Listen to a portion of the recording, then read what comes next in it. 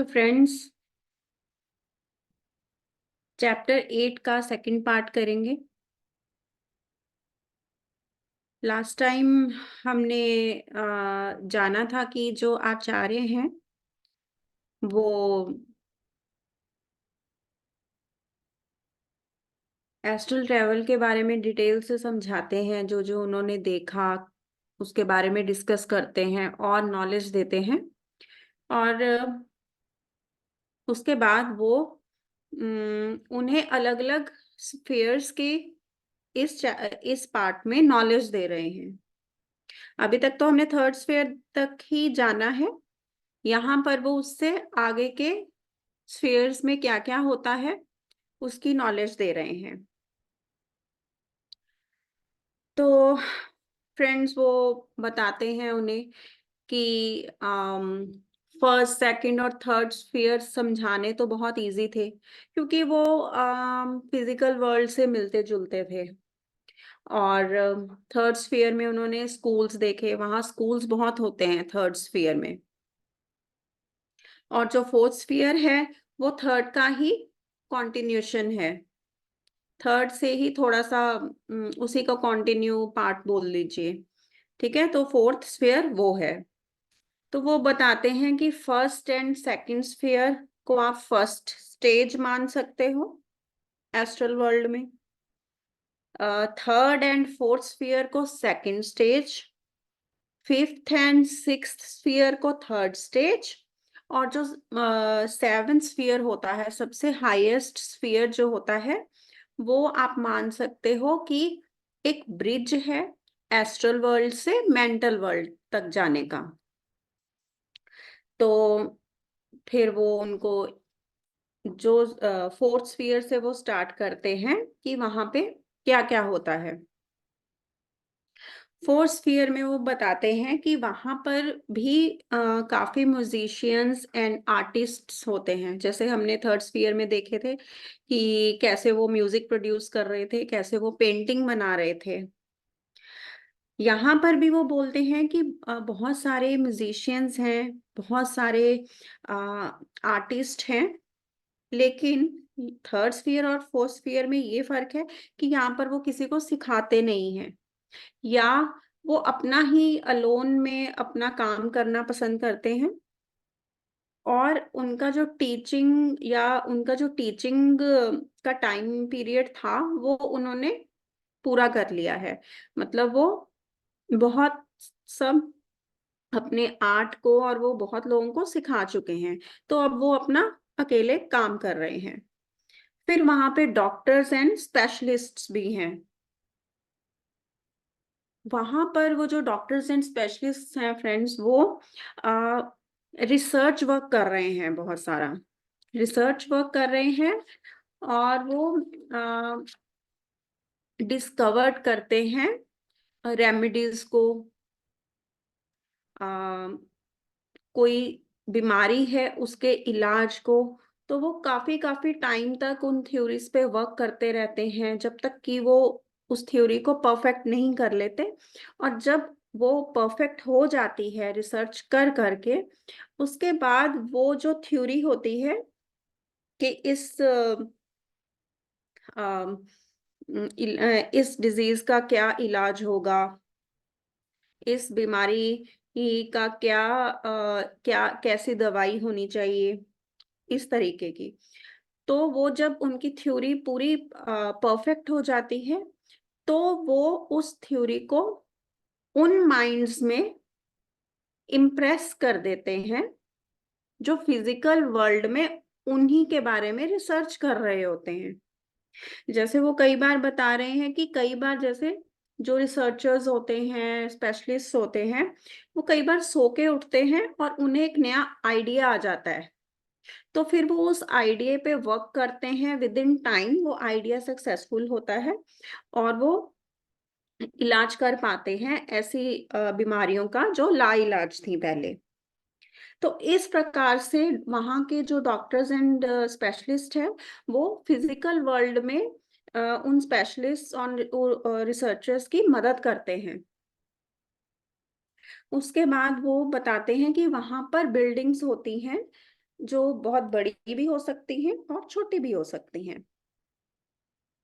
और mental hospitals होते हैं वहाँ पर। अब आप लोग सोचोगे कि अरे एस्ट्रल वर्ल्ड में मेंटल हॉस्पिटल्स का क्या काम? तो कि वहाँ की लाइफ तो एकदम मस्त है। लेकिन फ्रेंड्स, आचार्य जी बोलते हैं कि कुछ लोग होते हैं जो हर जगह जाके रोते ही हैं। उनको कुछ भी दोगे, वो खुश नहीं रह सकते। और कुछ ऐसे लोग होते हैं जो अपने फिजिकल लाइफ में कुछ ऐसी चीजें करके आए होते हैं, कुछ गलत डिसीजंस, कुछ गलत कर्म, या कुछ मतलब जिस चीज का उनको बहुत पछतावा होता है। तो इस वजह से वो रोते रहते हैं और पछताते रहते हैं, दुखी मतलब रहते ही हैं। उस विक्टिम मेंटालिटी में अपने आप को डाल के ही रखते हैं। और इस तरह से कुछ लोग होते हैं जो अभी भी सफरिंग में हैं। और अगर ये चीजें बहुत इंटेंस हो जाएं, तो फिर उनको मेंटल हॉस्पिटल जाना पड़ता है, और वहां पे डॉक्टर्स होते हैं जो मेंटली उनका इलाज करते हैं। इसमें वो समझा रहे हैं कि एस्ट्रल बॉडी है हमारी, लेकिन एस्ट्रल बॉडी के अंदर मेंटल व्हीकल होता है, माइंड होता है। आप ये मत समझिए कि नहीं हम यहाँ पर ऐसे हैं, वहां पे हम एकदम भगवान बन जाएंगे। तो वो धीरे धीरे जो प्रोसेस है वो बता रहे हैं। तो आपको मतलब जो विक्टिम मेंटेलिटी है, इससे हमें बाहर आना चाहिए, चाहे हम फिजिकल वर्ल्ड में हैं, चाहे हम एस्ट्रल वर्ल्ड में हैं। तो इस प्रकार वहां के लोगों को भी मेंटल प्रॉब्लम्स होती हैं, कुछ लोगों को। तो आगे फिर वो बताते हैं कि थर्ड एंड सिक्स फेयर के बारे में। थर्ड एंड सिक्स फेयर में बहुत ज्यादा रिसर्च वर्कर्स होते हैं। जितना भी research work, higher research work हो रहा है, वो फिफ्थ एंड सिक्स्थ में हो रहा है। जैसे ब्रेन का, हार्ट का, या अदर चीज, अदर स्पेशलिस्ट भी वहां पर हैं। वहां पर भी डॉक्टर्स और स्पेशलिस्ट हैं। और अम, जो लोग अपने एक लाइफ में नहीं, अपनी काफी लाइव्स में किसी चीज पर रिसर्च करते हैं, तो वो ये फिफ्थ एंड सिक्स्थ में जाते हैं। और वहां पर वो सेम टाइप ऑफ वर्क जो है अपना कंटिन्यू रखते हैं। और वहां पर फिलोसफर्स भी होते हैं, वहां पर मिस्टिक्स भी होते हैं, वहां पर डीपली रिलीजियस बीइंग्स भी होते हैं, बहुत धार्मिक लोग। अम, तो वो बताते हैं कि सब अपने अपने वे में मैनकाइंड को मदद करना चाहते हैं, धरती के लोगों को मदद करना चाहते हैं। जो फिलोसफर्स होते हैं वहाँ के, वो सोचते हैं कि हम अ, अगर ह्यूमन बीइंग्स अपने थॉट पे वर्क करें, अपने थॉट्स के ट्रेंड को चेंज कर लें, तो वो आगे बढ़ सकते हैं।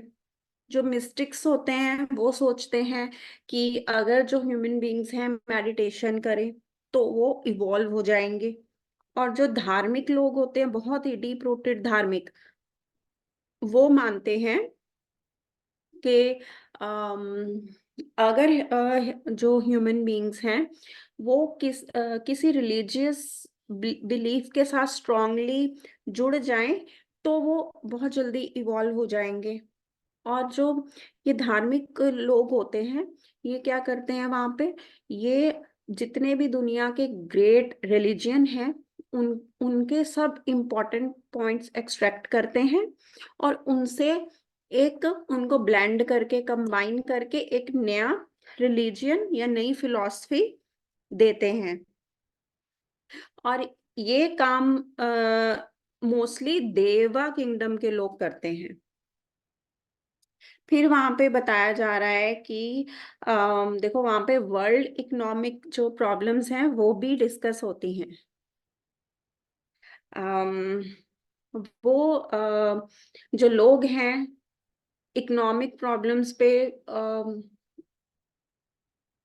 1 नहीं, 2 नहीं, मंथ्स तक डिस्कस करते हैं और वो उससे उसकी रेमेडीज़ निकालते हैं। और जब उनके पास उनके सॉल्यूशंस मिलते हैं, तो वो उन लोगों पर ये जो अपनी थ्योरी या अपने आइडियाज़ हैं, इम्प्रेस करते हैं, जो लोग फिज़िकल वर्ल्ड में पोज़ीशन पे हैं, लाइक पॉलिटिशियंस या जो फाइनेंस को कंट्रोल कर रहे हैं, इकोनॉमिक डेवलपमेंट में मदद कर सकते हैं, उनके माइंड में वो थॉट्स जो हैं, इम्प्रेस कर देते हैं।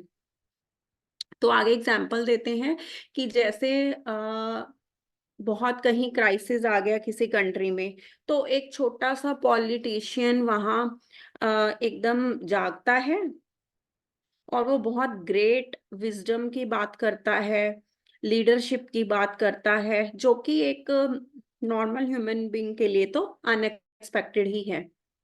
ऐसे जो लोग होते हैं, ये चोज़न होते हैं और ये जो ग्रेट बीइंग्स हैं वो इनकी मदद कर रहे होते हैं। जब ये क्राइसिस ओवर हो जाता है, तो वो अपने नॉलेज की जो ओवरशैडो होती है इन लोगों पर, तो उसको विथड्रॉ कर लेते हैं। क्योंकि जो काम करवाना था वो हो गया, अब उनकी खुद की फ्री विल है कि वो लोग क्या करना चाहते हैं। फिर वहाँ पे शॉर्टेज ऑफ फूड, उसकी डिस्कशन भी होती है। इस डिस्कशन में देवा किंगडम के लोग बहुत मदद करते हैं। वो न्यू मेथड्स ऑफ कल्टीवेशन निकालते हैं और वो कॉन्फ्रेंसेस करते हैं जो कि सिर्फ घंटे के लिए नहीं या घंटों के लिए नहीं, वो डेज़, मंथ्स के लिए चलती हैं, इतनी लंबी-लंबी। और वहाँ पे वो कंक्लूजन्स निकालते हैं, सजेशंस देते हैं कि मैनकाइंड को कैसे और आगे बढ़ाया जाए इस मामले में। आगे वो बताते हैं कि जो देव किंगडम के काम हैं वो क्या-क्या हैं।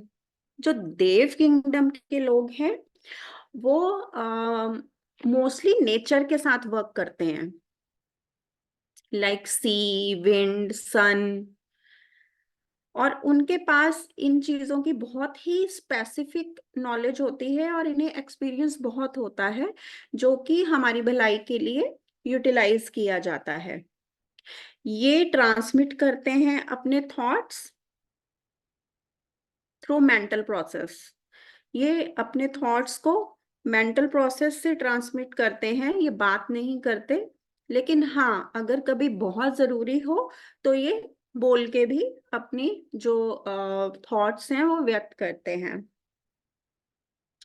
और जो नेचुरल डिज़ास्टर्स होते हैं, जैसे कहीं अर्थक्वेक आ गया, साइक्लोन आ गया, उन चीज़ों को भी ये जो नेचुरल ये ट्रेजेडीज़ होती हैं, उनको भी ये कंट्रोल करते हैं। और इसके बारे में वो बोलते हैं कि नेचुरल डिज़ास्टर्स कई बार ज़रूरी हो जाते हैं ह्यूमन बीइंग्स के लिए, क्योंकि ह्यूमन बीइंग्स एकदम कई बार ब्लाइंड हो जाते हैं। तो उनकी आँखें खोलने के लिए कई बार ये नेचुरल जो डिज़ास्टर हैं, ये नेसेसिटी बन जाते हैं। लेकिन उसमें देव किंगडम के जो लोग हैं, जब ये नेचुरल डिज़ास्टर के बाद लोगों की डेथ हो जाती है, बहुत सारे लोगों की, तो ये अम, बहुत सारे एस्ट्रल हेल्पर जो बहुत सारे लोगों को एलोकेट करते हैं, ताकि स्मूथली जिनकी डेथ हुई है, वो उस फ़ियर से बाहर निकलें और स्मूथली वो अपने एस्ट्रल वर्ल्ड में पास ऑन हो जाएँ। तो इसमें भी वो बहुत सिम्पैथी रखते हैं और बहुत मदद करते हैं, जितना हो सके उससे ज़्यादा ही मदद करते हैं। ऐसे ही वो कहते हैं कि कई बार वॉर्स होती हैं, तो जो एस्ट्रल हेल्पर्स होते हैं वो बहुत कम होते हैं, लेकिन वॉर्स के टाइम पे हमने देखा है कि हज़ारों-हज़ारों लोग एक बार एक झटके में उनकी डेथ हो रही है एक जगह पर। तो उस टाइम एस्ट्रल हेल्पर्स की बहुत कमी हो जाती है। तो उस टाइम भी जो ये देव किंगडम के लोग हैं, उनके साथ खड़े हो जाते हैं और मैनकाइंड की मदद करते हैं ताकि वो स्मूथली एस्ट्रल वर्ल्ड में पास कर जाएं। फिर वो आगे सेवंथ स्फीयर की बात कर रहे हैं फ्रेंड्स। अम, तो हमने देखा फोर्थ सिक्स्थ में तो ये सब कुछ हो रहा था। और सेवंथ स्फीयर में जो लोग होते हैं वो कैसे होते हैं? सेवंथ स्फीयर में कोई बिल्डिंग नहीं होती, ह्यूमन बीइंग्स नहीं वहां रहते, और वहाँ के जो लोग होते हैं, वहाँ के जो परमानेंट रेजिडेंट्स होते हैं, वो ह्यूमन बीइंग से कांटेक्ट करने में कोई रुचि नहीं है उन्हें, वो डिस्करेज ही करते हैं contact with humans. Complete isolation में रहते हैं और साइलेंस में रहते हैं वो लोग। हम वो बताते हैं कि आप लोगों ने देखा होगा कि जो साधु लोग होते हैं, कुछ जो साधु लोग होते हैं वो तपस्या करते हैं बहुत ही लोनली प्लेसेस में, पहाड़ों में जाके, जंगलों में, जहाँ ह्यूमन बीइंग्स एंटर भी नहीं कर सकते। वो उनको वो जगहें पसंद है, बिल्कुल ही आइसोलेटेड होके मेडिटेशन करना पसंद है, और कोई ह्यूमन कांटेक्ट उसे उन्हें पसंद नहीं है, और फास्टिंग करते रहते हैं। तो ऐसे जो लोग होते हैं वो सेवन स्फीयर में जाते हैं आफ्टर देयर डेथ। जो ऐसे लोग होते हैं ना तो उन्हें घर की जरूरत है, तो इसलिए सेवन स्फीयर में कोई घर नहीं है, ना उन्हें कोई केव की जरूरत है, ना कोई गुफा की जरूरत है, ना खाने की जरूरत है। वो बस ओपन स्पेस में कहीं भी बैठ जाते हैं और बस वो चाहते हैं कि हम अनडिस्टर्ब्ड रहें। तो फ्रेंड्स, आगे वो बताते हैं कि जब ह्यूमन बीइंग्स की एस्ट्रल लेवल की जो जर्नी है ओवर हो जाती है, तब उनकी जर्नी स्टार्ट होती है मेंटल वर्ल्ड में।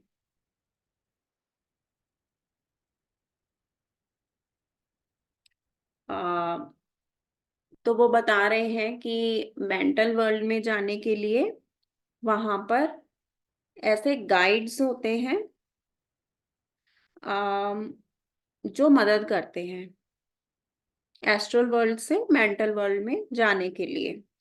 वो बहुत ही इवॉल्व मैन होते हैं और बहुत ही ओल्ड सोल्स होती हैं वो।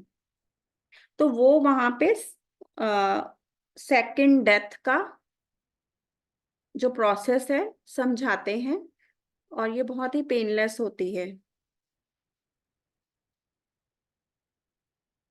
और इसमें क्या होता है, जो एस्ट्रल लेयर होती है बॉडी के ऊपर, उसको ड्रॉप कर दिया जाता है। जो वहां पे गाइड्स होते हैं वो असिस्ट कर रहे होते हैं सोल्स को, ताकि उनके माइंड में कोई फियर ना आए और वो स्मूथली ट्रांजिट जो भी है उनका हो जाए। वो बताते हैं कि हम दोस्तों, हमने ये जर्नी बहुत बार की है, हमने यही सेम जर्नी बहुत बार की है। अपने हर एक फिजिकल इनकारनेशन के बाद, वो बोलते हैं हर एक फिजिकल इनकारनेशन के बाद हमें new mental, new astral and new physical body मिलती है, जिसका कि हमारी पास्ट मेमोरीज के साथ कोई कनेक्शन नहीं होता। जब ये सारी जर्नी कैजुअल लेवल तक पूरी हो जाती है, मेंटल के बाद कैजुअल लेवल तक, फिर उसके बाद हमें सब जो सामान है वो नया मिलता है, और फिर सेम जर्नी दोबारा से स्टार्ट हो जाती है। फिर वो बता रहे हैं कि मेंटल वर्ल्ड में जाने के बाद हम अपना सारा जो मेंटल वर्क हमने फिजिकल वर्ल्ड में किया है वो इकट्ठा कर लेते हैं और ज्यादा नॉलेज पा, पाने की कोशिश करते हैं और अपने जो अंदर जो एक रिजर्वॉयर है नॉलेज का उसमें ऐड करते जाते हैं। वो बताते हैं कि जो भी नेसेसरी इंफॉर्मेशन देनी होती है उन्होंने गाइड्स ने वो देते हैं और जिन्होंने ट्रांजिट करना होता है जिन सोल्स ने वो सो जाती हैं, उनकी एस्ट्रल बॉडी ड्रॉप हो जाती है एंड तब वो उसके बाद वो इमीडिएटली उठते हैं, वो मेंटल वर्ल्ड में जाते हैं। तो वो बताते हैं कि मेंटल वर्ल्ड में उनको वैसा ही वेलकम मिलता है जैसे एस्ट्रल वर्ल्ड में मिला था। वहां भी उनके फ्रेंड्स उनको मिलते हैं जो कि उनकी मदद करते हैं आगे। अम, तो फ्रेंड्स, ये था 8th चैप्टर सोल्स जर्नी का। आई होप सबको बहुत अच्छा लगा होगा एंड अगर किसी का कोई क्वेश्चन, कुछ शेयरिंग, कुछ एक्सपीरियंस शेयरिंग है तो ना हैंड रेज कर सकते हैं। अंजना मैम, रिकॉर्डिंग आप स्टॉप कर दें।